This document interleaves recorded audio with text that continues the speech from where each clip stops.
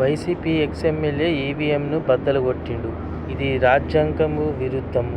ఇది ఏందంటే ప్రజలందరూ తమ ఓటు హక్కును వినియోగించుకున్నారుగా, దాన్ని తీసి బద్దలు కొట్టడం ఏంది?